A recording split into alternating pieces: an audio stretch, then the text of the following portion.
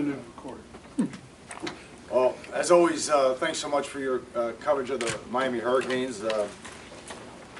Exciting day for us. First, want to just thank everybody that helped us out, the athletic administration, President Shalala, all the deans and faculty, all the employees that made it possible. I especially want to thank our support staff and our coaches wives, because as I said to many of them earlier, this was the most grueling, probably 6 or 7 weeks in my career, 17 years in the business. This was probably the most, grueling 6 or 7 weeks as a recruiter.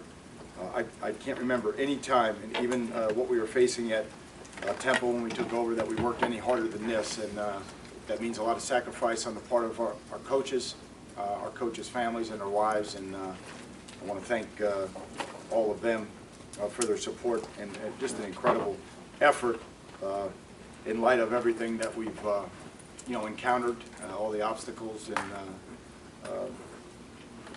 the last couple of months. So a great effort. Real proud of this class.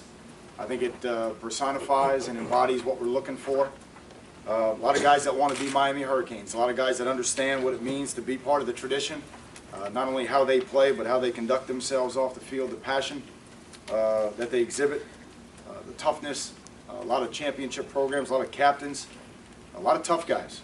So I'm excited about this group. I'm actually probably a little surprised that we're ranked as high as the rankings and all that goes. And primarily, I'm surprised because so many of them came from the camp. And a lot of the guys that came from the camp are guys that are under the radar. We've never been catalog shoppers. So if we can do that and bring our core together and then get the star power that we got at the end and have that kind of class, then I'm excited. And it's a class that we're real proud of. So with that, I'll just make sure that I answer all your questions. Al, how many questions did you get about the probation or the situation? Were players worried about that? Yeah, I think so. I think so. But there was a great deal of kids that wanted to be associated with the University of Miami, that wanted to go to the #1 university in the state of Florida, that wanted to go to a top 40 institution. And the thing about guys like Duke and Malcolm Lewis and Herb Waters and guys like that, they understand the University of Miami. And Duke, for Duke, the challenge is, not only did he always want to play at the University of Miami, but he wanted to be better than the guys that are in this building. He understands what it means to be a Miami Hurricane. And so you have guys like that, and then coupled with guys that really joined us late. And I think the guys that joined us late, to answer your question, really understood what our core values are and gave us time to establish who we are, and I think how we reacted to those allegations and those circumstances back in August really determined a lot of those guys. Tyreek McCord, Lockhart, certainly Tracy Howard today, Daquan Ivory, Deion Bush, all those guys. So really an excellent class, and a lot of guys that believed in us as people and coaches. Coach, you said it was the most exhausting. Why? I guess for a variety of reasons. I mean, it's been a grueling year, to be honest with you. I mean, a lot of it, we've been through a lot. With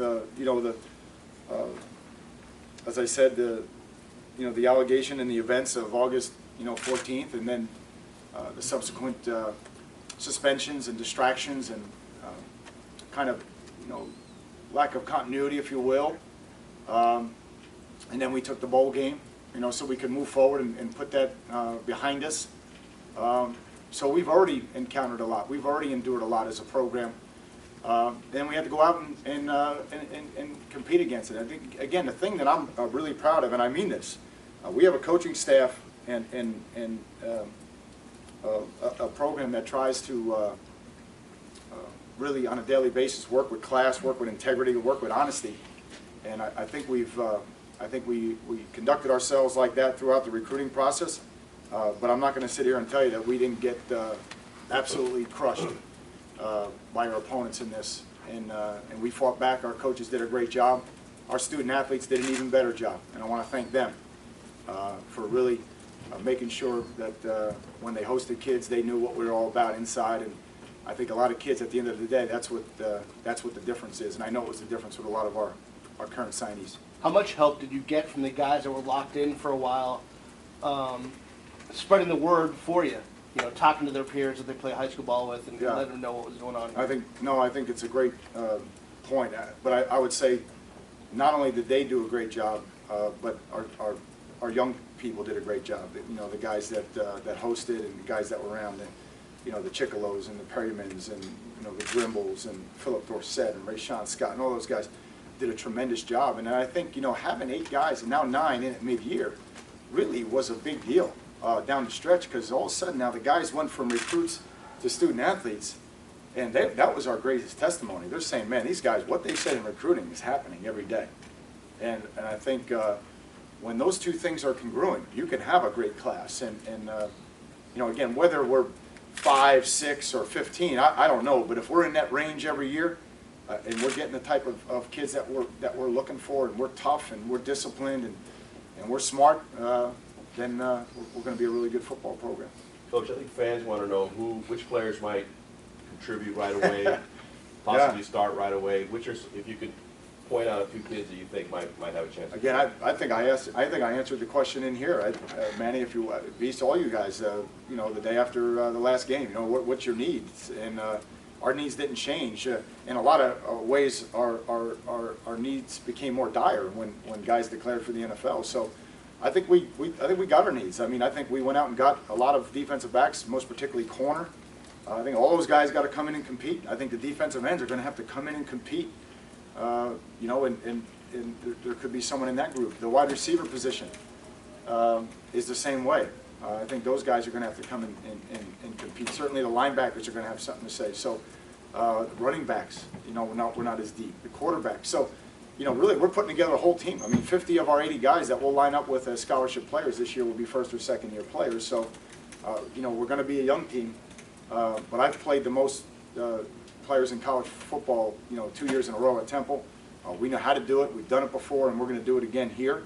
And just because you play young people doesn't mean they don't have to play well. Al, Tracy Howard said today that before he visited here, really had no plans of coming to Miami. Was, you know, Florida all the way, then visited it. When did you get a feeling that he, you know, was really interested in here? It might actually come. Yeah, you know, the last couple of weeks we started to build some momentum there, and I just felt that he was listening more. And then we had an opportunity, and when we went in the home, I think, you know, I left out of there, and I felt good. I sensed something different about the young man. I thought he, and again, this is hard for me to say, but, you know, so many of you will say, oh, well, Coach is a good recruiter, or Coach can do this, or Coach, you know, I'm not a salesman.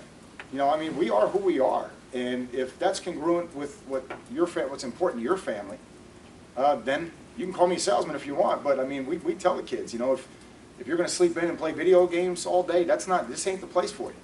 You know, this is a good school. We're going to get you up. We're going to teach you life skills. It's not going to be easy. And I think the more we talked with Tracy about football, about his opportunity here, about the academics, about our commitment to core values and teaching life skills, I think the more he and his family understood. They already understood the football side of it. They get it.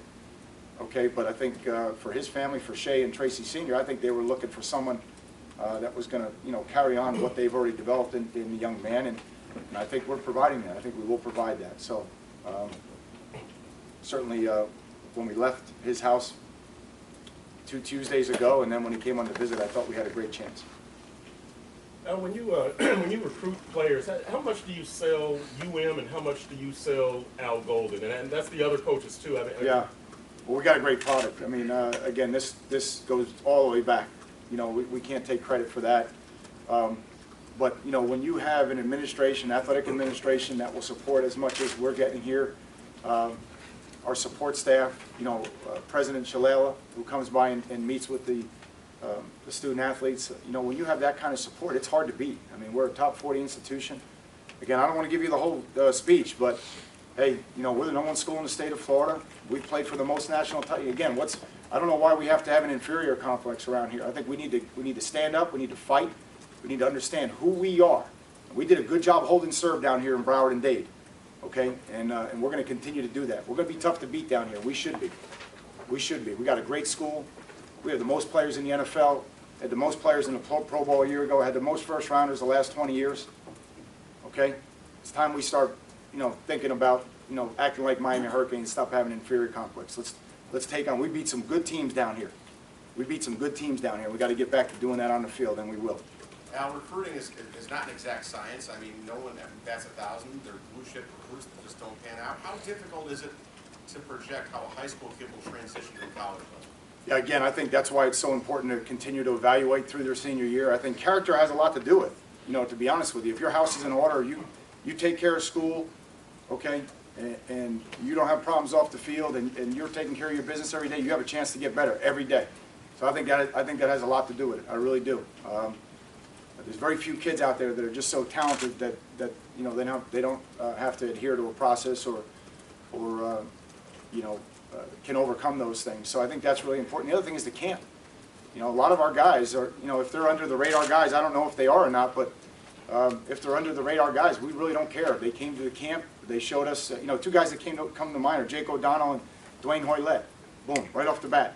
I didn't care if either one of them had any offers. What we saw in camp in terms of their competitive, when you match it with the film, their speed, the tenacity that they exhibited, those are guys that we need to get in the program. And there's other examples of that. When you have a class this big, you're going to always miss some guys, but Herb Waters, another guy who came to camp, did a great job. So I just think we just got to keep doing what we're doing and not worried about the stars and everything. We're grateful that we have the recognition that goes along with having a highly ranked class. But if this class was 15 or 16, I would be saying the same things to you today as we are in the top 10. Aside from kids in South Florida, you also have a good group of kids from the West Coast. Just talk about the relationships that you have over there and how you're able to build that up. Yeah, we've made a lot of progress in a short period of time in the Tampa area. We've made a lot of progress there. We had to do better there. We made a lot of progress in Palm Beach this year.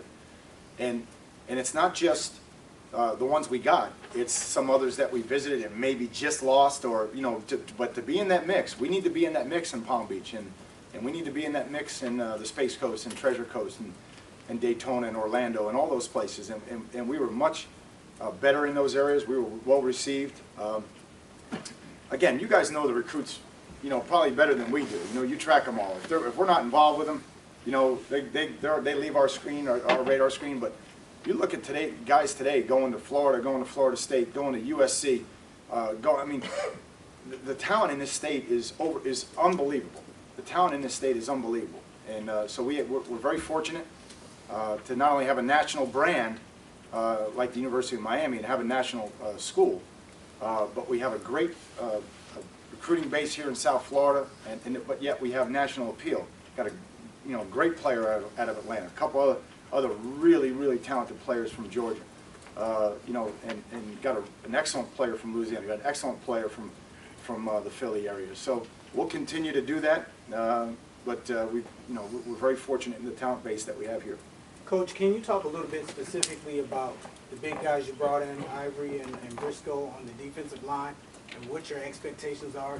I know you talked about O'Donnell, you gave him praise, but as far as Briscoe and Ivory, who may have been a little bit of a surprise today, what your expectations are? Yeah, number one, Briscoe, University of Miami was always a dream school for him, and it ended up, I think, us, Texas A&M, and Tennessee, but at the end of the day, he always wanted to go to the University of Miami.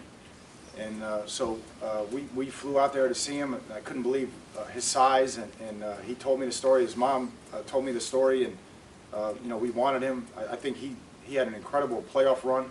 His film during the playoffs was tremendous, and had a chance to sit down and meet him and get to know him. And then he came and visited the following week, and so we added him.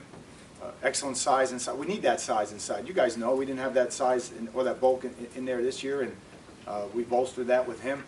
And then Daquan Ivory, again, a lot of people chase stars down the stretch, but I kept challenging the staff to find me another nose guard, either in this class or the next class, that had as much power as him. He's a weightlifter.